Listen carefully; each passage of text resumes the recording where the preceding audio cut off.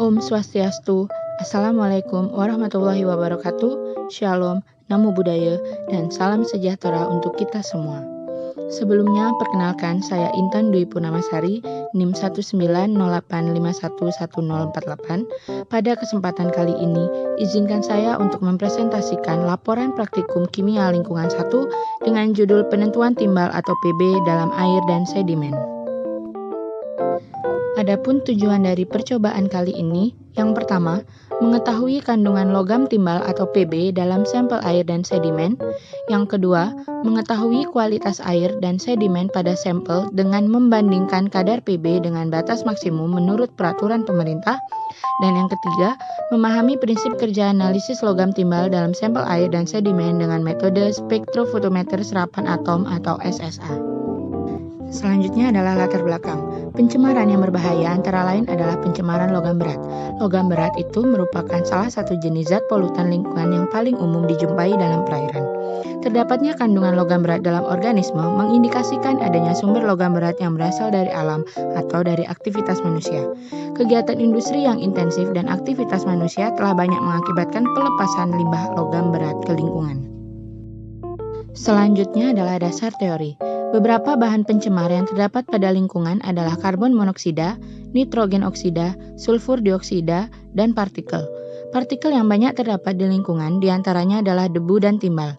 Salah satu polutan yang perlu diperhatikan adalah logam berat yaitu timbal. Timbal merupakan salah satu elemen yang paling beracun, memiliki efek akumulatif dan merupakan pencemar utama di lingkungan. Baik, selanjutnya ada alat dan bahan.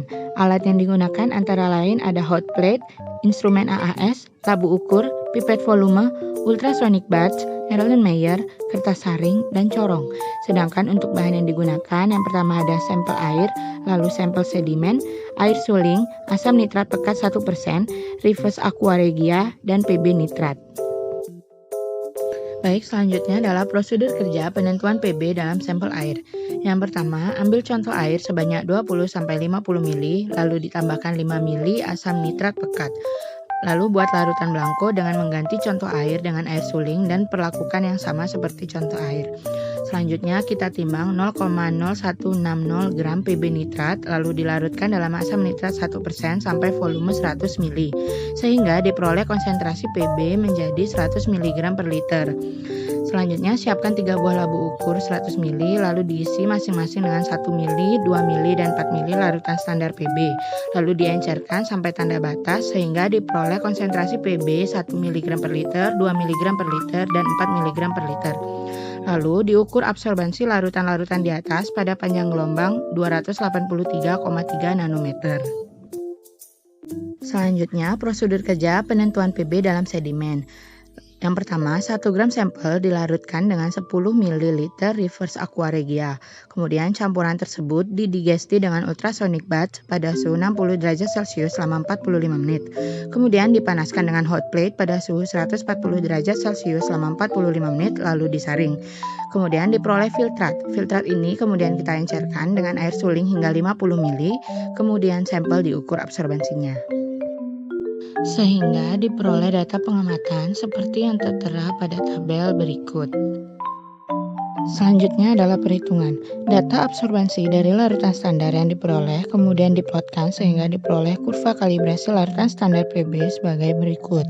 Untuk menentukan kadar PB dalam sampel air dan sedimen, nilai absorbansi sampel air dan sedimen yang diperoleh disubstitusikan ke dalam persamaan regresi linear seperti yang tertera pada layar, sehingga diperoleh kadar PB dalam sampel air 1 sebesar 0,4827 mg per liter, pada sampel air 2 sebesar 0,5009 mg per liter, pada sampel air 3 sebesar 0,4419 mg per liter, dengan kadar PB rata-rata pada sampel air sebesar 0,4751 mg per liter.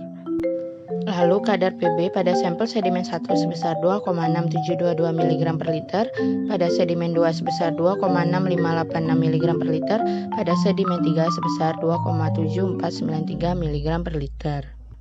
Selanjutnya dihitung kandungan PB dalam sedimen. dengan satuan miligram per kilogram berat basah dengan cara seperti yang tertera di layar sehingga diperoleh kadar Pb pada sedimen 1 sebesar 133,61 mg per kilogram, pada sedimen 2 sebesar 132,93 mg per kilogram, pada sedimen 3 sebesar 137,465 mg per kilogram, dengan kadar Pb sedimen rata-rata sebesar 134,4668 mg per kilogram.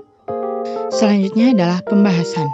Kadar Pb rata-rata dalam sampel air diperoleh sebesar 0,4751 mg per liter dan kadar Pb sedimen rata-rata dalam sampel sedimen diperoleh sebesar 134,4668 mg per kilogram.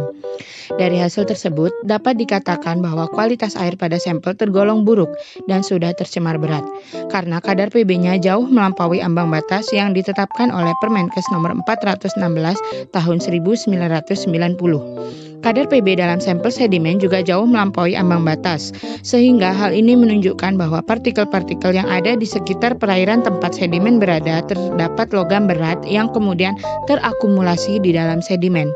Tingginya kadar Pb dalam air dan sedimen ini dipengaruhi oleh lingkungan sekitar perairan yang terdapat aktivitas manusia seperti industri, pertanian, transportasi, dan rumah tangga yang limbahnya ikut serta mencemari perairan tersebut. Selanjutnya adalah kesimpulan. Dari percobaan yang telah dilakukan dapat disimpulkan sebagai berikut. Yang pertama, kandungan logam timbal atau Pb di dalam sampel air sebesar 0,4751 mg per liter dan di dalam sampel sedimen sebesar 134,4668 mg per kilogram. Yang kedua, kualitas sampel air dan sedimen menunjukkan kualitas yang tidak bagus dan sudah tercemar berat karena kadar Pb-nya jauh melampaui nilai ambang batas yang telah ditentukan. Dan yang ketiga adalah prinsip kerja analisis Pb di dalam sampel air dan sedimen menggunakan AAS adalah dengan mengukur absorbansi masing-masing sampel dan kemudian hasilnya dibandingkan dengan absorbansi larutan standar Pb.